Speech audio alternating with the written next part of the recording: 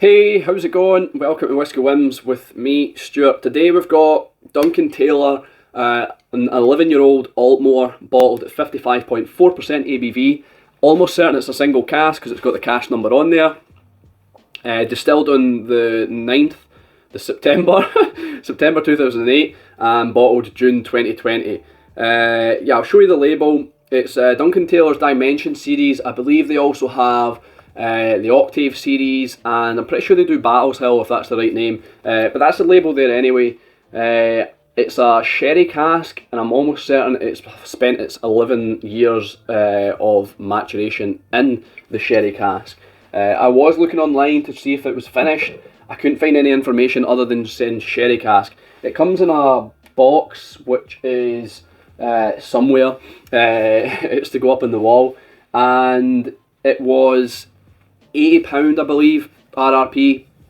80, some places are trying to charge 100, 120, but I think it's about £80 RRP. Stevie got me it for a Christmas or a birthday, and as you can see, I've been getting through it. It's almost it's over halfway through. So we'll get down to the review, and we'll see if it's a Whisky Win or a Whisky Bin.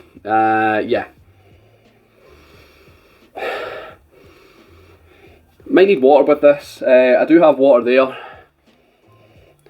So it's actually quite subtle for 55.4% ABV. I was trying to think where to put that water. Just leave it down there. It's not. You can stick your nose right in it. There's a little bit of that kind of butcher's counter. A little bit of iron, a little bit of umami, a little bit of rare steak, something like that. There is a little bit of aromatic, floral elements. Blackberry for sure's there. There is a little bit of a charring element.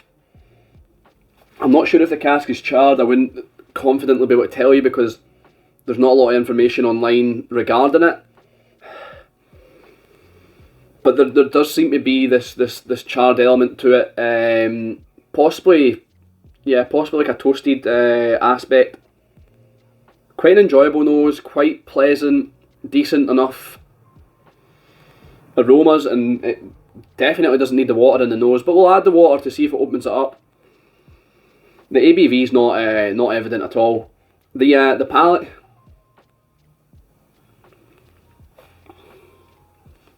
The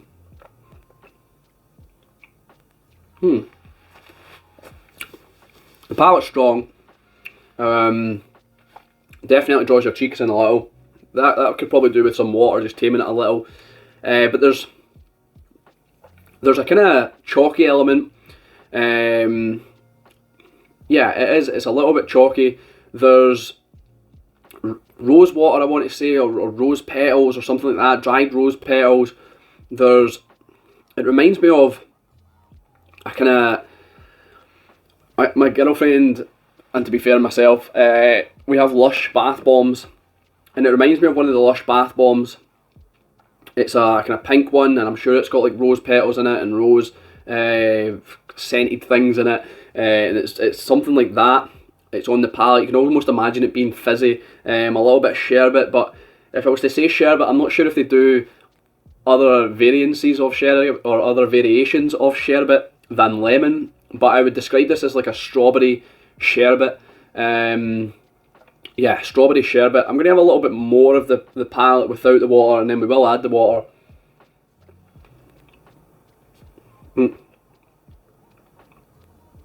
There's just something really weird on the initial palate. It's like sap or something, like quite sticky, like tree sap or something. I don't think I've really had that in whiskey before. Not that I've tasted a lot of tree sap. I have definitely experienced tree sap before by accident as a child. But yeah, it's like tree sap or something. It's very almost like birch wood or something. There's a wood element to it. Obviously the smell of it, it kind of replicates the taste. But yeah, that's quite fascinating. I'm going to add water before we go into the finish, because I don't think this will affect the finish at all. It's quite a strong whiskey, quite a developed dram, quite rich, quite bold, quite strong. So I think it will hold up to a fair amount of water. I'm not really sure. I don't really have rules or guidelines on how much water to add in depending on age or ABV. I just kind of go with the flow and see what happens. I'm not sure if anybody else has a certain rule. 2 drops for, I don't know, every 2 years or something. I don't know. Yeah, that's brought a lot more wood out in the nose. But also that strawberry that was in the palate, the kind of strawberry sherbet.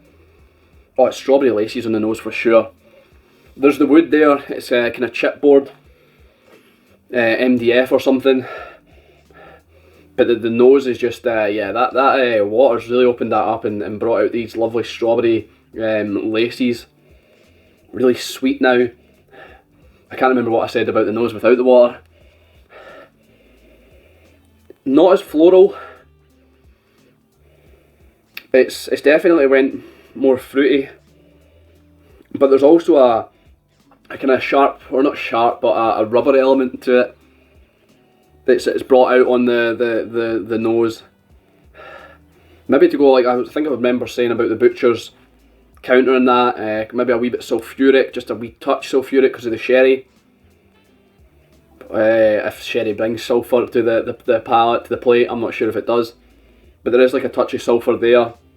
So, or maybe not a touch of sulphur, but a touch of rubber, which I sometimes correlate with sulphur and get on sulphuric drams. So yeah, a little bit rubbery. But overall, it's standing well to the water on the nose, the palate with the water.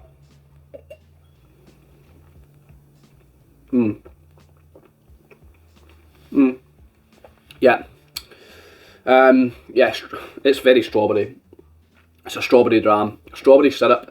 So we've went from that, what was it, strawberry sherbet to strawberry syrup now. It's quite sweet. There's not a lot of bitter elements to it. The only thing that I could probably think of is with regards to the wood from earlier. No, it's not bitter at all. It's just fruity and sweet.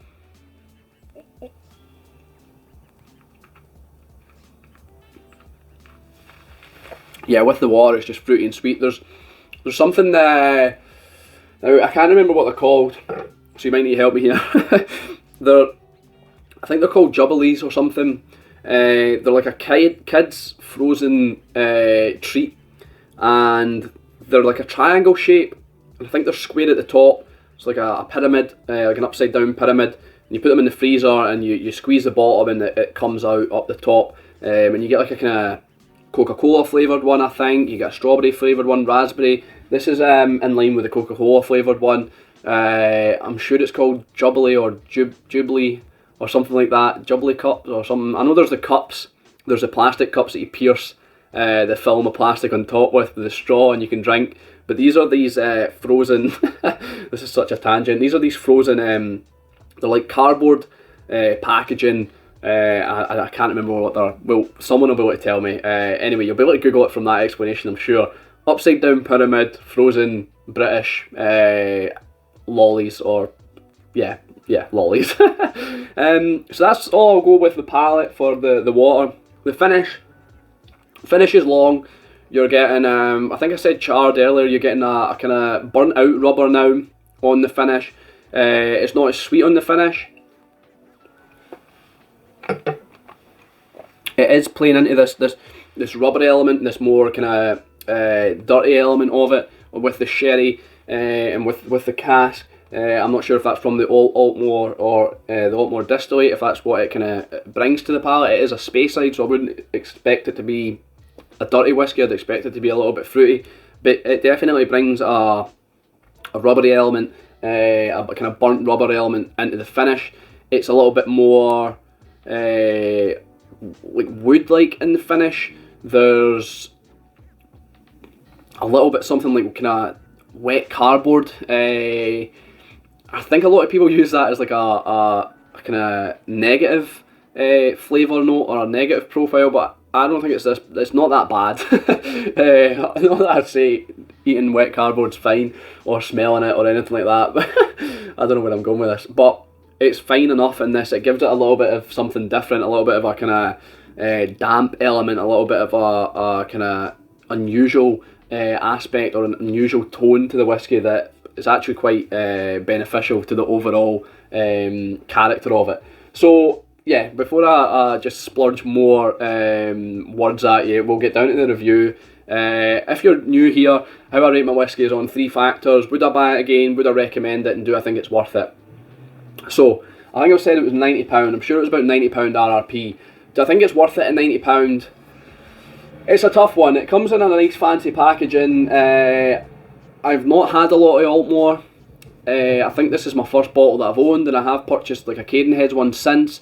I think I'd struggle to say it's not worth it because it is single cask, it's non-chill filtered, nice ABV cask strength, it's matured in the sherry cask, and I don't think the sherry cask takes too much away from it. It's not overly dark or anything. It's decent, decent enough for the spirit, I believe, or the distillate to come through at least. So I think it is worth it. I think it's worth £90. It would be good to see it at £60, £80. It's hard because it is single cask. I'm not really sure. I couldn't tell you what other Aultmores are priced at. I think it's probably on the higher end. If I'm being honest, it's maybe just a little bit higher than what Aultmore usually gets priced at. But it's for the experience, how I've enjoyed it, and that I think £90 worth it. Yeah, I think £90 worth it. I'm not going to explain myself anymore. Would I buy it again? No, I don't think I would.